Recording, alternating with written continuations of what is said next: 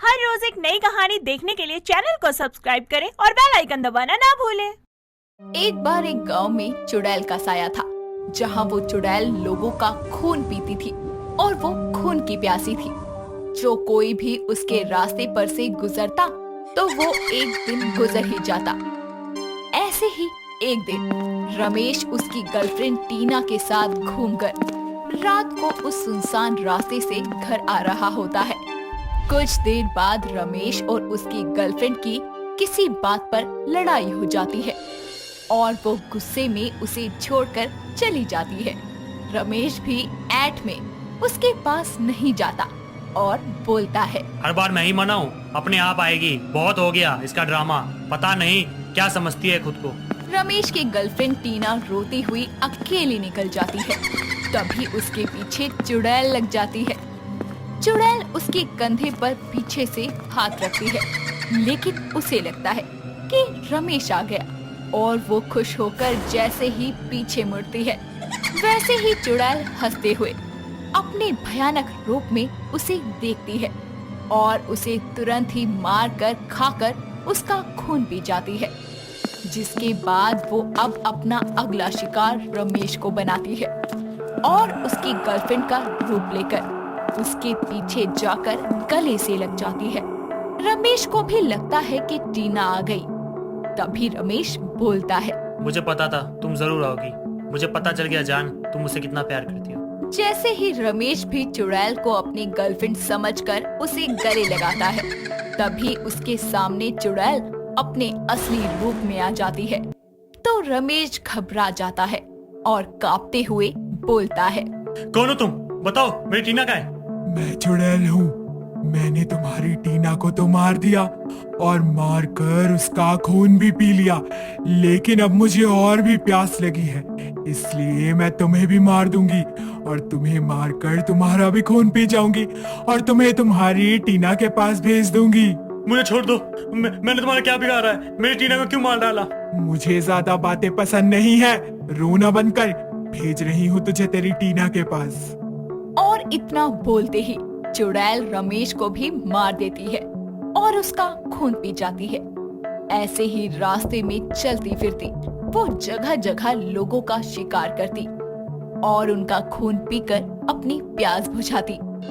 ऐसे ही एक दिन एक गांव में गोलू नाम के लड़के की शादी होती है और वो अपनी शादी वाले दिन तैयार हो रहा होता है और बार बार शीशे में खुद को देख रहा होता है। तभी उसकी बहन शालिनी बोलती है, अरे बस कर, शीशा ही देखता रहेगा। हाँ हाँ, हीरो लग रहा है मेरा भाई। आज तो भाभी भी पहचान नहीं पाएगी। क्या ग्लो आ गया है शादी के नाम पर तेरे चेहरे पर। इतना बोलकर गोलू अपनी बहन को कमरे से बाहर निकाल देता है और गेट लॉक कर लेता है। तभी शालिनी बोलती है, ओहो, क्या लड़कियों की तरह शर्मा रहा है। चल जल्दी तैयार होकर बाहर आ जा, सब लोग इंतजार कर रहे हैं। इतना बोलकर शालिनी बाहर काम करने लग जाती है और गोलू अपने कमरे में परफ्यूम लगा रहा होता है और बारात लेकर जाने लगता है। उसकी शादी कुमकुम नाम की लड़की से होने वाली थी। वो भी तैयार हो रही होती है, लेकिन कुमकुम शादी वाले दिन अपने कमरे में अकेली थी। तभी चुड़ैल उसके कमरे तक जाने के लिए उसकी फ्रेंड का रूप बदल लेती है और कुमकुम की मम्मी कृष्णा के पास जाती है और उसकी माँ को बोलती है, आंटी मैं याशिका हूँ, वो कहाँ है? तैयार हो गई? बेटा कुमकुम अपने कमरे में ही है, पहला कमरा उसी का है, जा चली जा। कुमकुम की मम्मी उसको कुमकुम की दोस्त समझकर उसके कमरे तक भेज देती है और चुड़ैल उसके कमरे में जाकर उसके पीछे खड़ी हो जाती है और अपने असली रूप में आकर उसको देखते हुए बोलती है, ये क्या, तुम दुल्हन बनने जा रही हो? मेरी जान, तुम नहीं, दुल्हन बनकर तो मैं जाऊंगी तुम्हारे साथ, क्योंकि तुम्हें मारकर मैं तुम्हारा खून पी जाऊंगी और अपनी प्यास बुझाऊंगी। कुमकुम उसका ये रूप देखकर डर से बेहोश हो जाती है और चुड़ैल उसका खून पीकर अपनी प्यास मिटाती है। कुछ देर बाद कुमकुम की माँ कृष्णा बोलती है, कितनी देर हो गई कुमकुम को, ये लड़की अभी तक तैयार होकर नहीं आई। मुहूर्त निकला जा रहा है, लड़के वाले भी आ गए, अपनी सहेली से गप्पे लड़ा रही होगी। कृष्णा अपनी बेटी के कमरे तक जाती है और देखती है कि उसकी बेटी मर चुकी है। वो घबरा जाती है। तभी सामने चुड़ैल आकर उसको भी मारकर उसका खून पी लेती है और कुमकुम के रूप में उसके शादी के जोड़े में नीचे पहुंच जाती है और गोलू से शादी करके उसके घर चली जाती है। ऐसे ही शादी के बाद गोलू के घर पर उसकी माँ होती है, जिसके सामने वो कुछ दिन तक एक अच्छी बहू होने का नाटक करती है। और जब सारे रिश्तेदार अपने अपने घर चले जाते हैं तो रात को उसके कमरे में जाकर वो अपना भयानक रूप लेकर उसे भी मारकर उसका खून पीते हुए बोलती है। कितना मीठा खून है इस बुढ़िया का। लगता है इसे मीठा खाना कुछ ज्यादा ही पसंद था, पर फिर भी मुझे और प्यास लगी है। अभी मेरा पेट नहीं भरा। गोलू की माँ के मरने का दुख मनाते हुए चुड़ैल कुमकुम के रूप में नाटक करती है। गोलू को लगता है कि ये उसकी पत्नी कुमकुम ही है और वो उसे गले लगा लेता है। ऐसे ही कुछ समय वो गोलू की पत्नी बनकर उसके ही घर रहती है। ऐसे ही एक दिन चुड़ैल बाहर खून पीने के लिए निकल जाती है और गांव के लोगों का रात को एक एक करके शिकार करती है। जो कोई भी घर से बाहर निकलता उसको वो अपने झांसे में फंसाकर अपनी खून की प्यास मिटाती। इस घटना से गांव वालों के मन में डर बैठ गया था। साथ ही गांव में लोगों को पता लगने लगा था कि गोलू की पत्नी रात को बाहर जाती है, जिसके बाद सब गांव वाले इकट्ठा होकर गोलू के पास जाकर बोलते हैं। जब से तेरी पत्नी आई है गोलू, गांव के लोग मरने लगे हैं। हमें तो लगता है तेरी पत्नी चुड़ैल है। गांव वाले गोलू की पत्नी को गांव से बाहर जाने को बोलते हैं, लेकिन गोलू नहीं मानता। तभी एक गांव वाला हरीश बोलता है।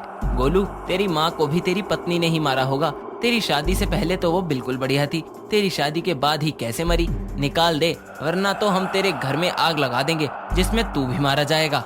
गोलू गांव वालों को समझाने लगता है, जिसके बाद वो घर जाकर जब कुमकुम को देखता है तो वो उसको चुड़ैल नहीं बल्कि अपनी पत्नी कुमकुम ही दिखती है और कुछ नहीं कर पाता।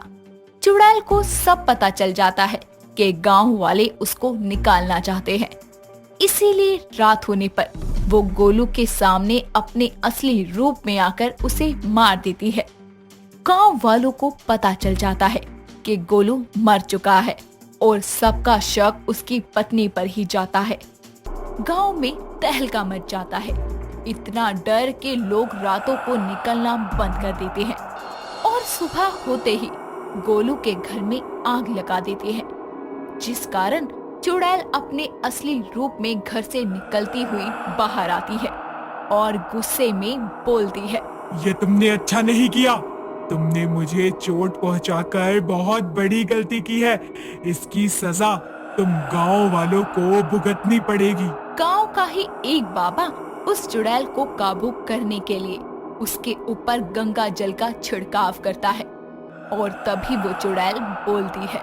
बाबा, मेरे रास्ते में टांग मत अड़ा, वरना तेरा भी खून पी जाऊंगी। छोड़ दे मुझे। क्या मिल रहा है तुझे ये सब करके? सुकून मिल रहा है मुझे। इनका खून पीकर मैं अपनी प्यास की पूर्ति कर रही हूँ। बता, तू लोगों का खून क्यों पी रही है? मासूमों की बलि क्यों चढ़ा रही है? मैं अपनी मौत का बदला हर व्यक्ति से लेना चाहती हूँ और मुझे कोई नहीं रोक सकता। अरे अब तो तूने इतने लोगों को मार दिया, अब तो शांत हो जा, बाकी लोगों पर रहम कर। चुप हो जाओ।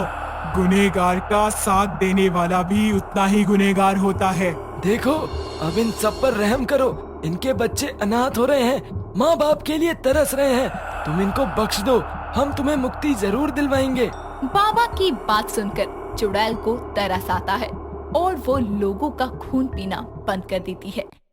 दोस्तों, अगर आपको ये कहानी पसंद आई तो इसे लाइक करें, शेयर करें और कमेंट करके बताएं कि कहानी में आपको सबसे अच्छा क्या लगा।